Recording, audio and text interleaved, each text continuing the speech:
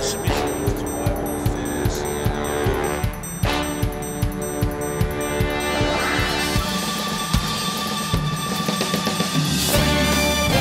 I can back up and pull up again with the smoke blowing. I think guys like me in the black market, we've been selling marijuana for decades, we've court charges, but there are dozens of people doing exactly the same thing I am. And my hope is there's 1,000 of them. You know, like no, force this issue of inclusion of us. NJWeedMan has been selling recreational weed from his shop across from City Hall since 2015, way before voters said yes to making selling it legal. More than 2/3 voted in favor of that amendment. But NJWeedMan was actually part of that 1/3 who said no. Tell me about your history with cannabis. How did it start? Your name is NJWeedMan. Yep. It's part of your identity. How did that happen? As a teenager, I discovered marijuana, and I liked it more than my friends who drank alcohol. That's really what happened. You know, I was a coast-to-coast truck driver. I ended up transporting a lot of marijuana from Arizona in the mid-90s. They knew I was from New Jersey, so their nickname to me was just Jersey. And then one time, I still remember the guy, he tried to give me I to this day don't know if it was cocaine or heroin. And I looked at it, and I was like, nah, man, sorry, I'm cool with the weed, but I'm not doing that. So that's really where the nickname came from. When I refused to transport any cocaine, they were like, he's just a weed man, Jersey weed man. Yeah. So we'll take you through and we'll show you what we do. Yeah. So this is the smoke shop. The smoke shop is actually a smoke shop. So if you look at the smoke shop, it's got CBD, yep, Delta-8, everything that anybody could possibly want. So the vibe makes you want to buy stuff, doesn't it? Well, it's also a vibe of like, you don't really see this at dispensaries, which is like people smoking, people making stuff. Because you know why? This isn't a dispensary, this is a culture. It's a good news day, right? Pot's gonna be legal soon. What are your feelings about it? What does it mean to you? Well, I do believe it's a step in the right direction, but what we have now in New Jersey is not legalization. It's more like corporatization. The plan is to have these big corporations come in here and provide all the marijuana for people. There are lots of people all around the state who are openly selling marijuana right now, even though our laws are all being written for the corporations. I don't know what they're gonna do. Arrest us all. Who's gonna convict us? So we're into 2016, you get busted, you end up getting off on the weed charge, but what happened? They charged me with possession with intent to distribute. They grabbed a couple pounds of marijuana. But it's true though, you did have possession and you did intend to distribute it. Yes, yes, okay, I was, all right? But this is America. The founding fathers of this country felt that there would be times when the tyrants of government will write laws that the people didn't accept. Mm-hmm. The marijuana laws are exactly that. I've talked to Governor Murphy, and he said the days of mass incarceration are over. This cannabis legalization initiative, this law, is about social justice. He does a lot of talking, but again, let's see actions.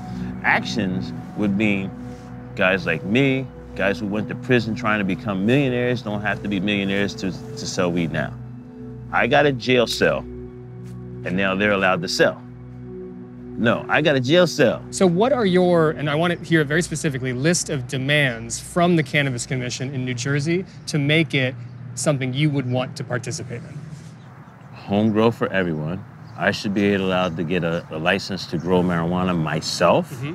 Anyone who has a felon for marijuana charges, not only should they get an expungement, but they should get an exemption for marijuana licenses. We went to prison for selling weed.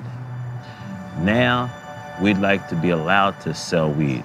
We don't want a jail cell again. To make sure that doesn't happen, we decided to link up with one person up in the governor's office whose goal is to make sure fewer black people in her state see a cell. Where does equity really rank in your commission's job in setting up the rules? I see our work as centering really around two core values. I call them twin values, equity and integrity. Equity ranks at the top. It's very much connected to everything that we'll be doing at the commission. The thing that I've learned from every state that I've looked into is that capital is the biggest barrier for communities that have been unfairly prosecuted by the war on drugs in the past. What do you think New Jersey is going to do about capital being the biggest issue? The fact that we don't have any caps on the number of micro businesses that we can have in New Jersey is going to be a tremendous asset here. But it is also critically important to make sure that our small businesses feel supported, that aspiring entrepreneurs feel that we can help them.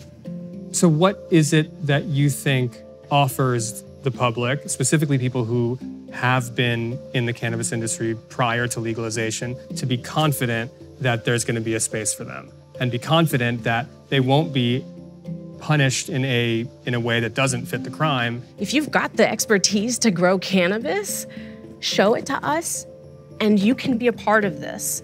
Black people in New Jersey were more than 3.5 times likely to be arrested for cannabis possession as compared to whites. They need to have a concrete avenue to join a regulated market that's going to bring economic benefits. It is hard, I'll admit that, but it's one that I'm dedicated to doing, and I think that there is opportunity here for us to make great strides in showing community members, and particularly those who have been impacted by the war on drugs, that we want you here in this regulated market. There's a space for you. Let me show you how. You're a symbol of resistance. What is it going to take to make you a symbol of inclusion? Just say they did make it so that a guy like me can apply and get it. Then instead of being that symbol of resistance, then maybe I'll become that symbol of inclusion, and it's possible for others. And I don't think that's a sellout. I think that if I can make the line move to include me, it would include hundreds of thousands of other guys just like me. You can't eliminate the black market. You can include the black market. That's the only way they're gonna go away. So should I take that step and actually apply for a license? I think I am. I feel like we made some news. Yeah, if they include me, I don't think it'll be a sellout. No one handed me any money, and all I've ever been asking for is inclusion anyway. So if they make it where I can be included, I think I won. I think I won. So I'm gonna apply.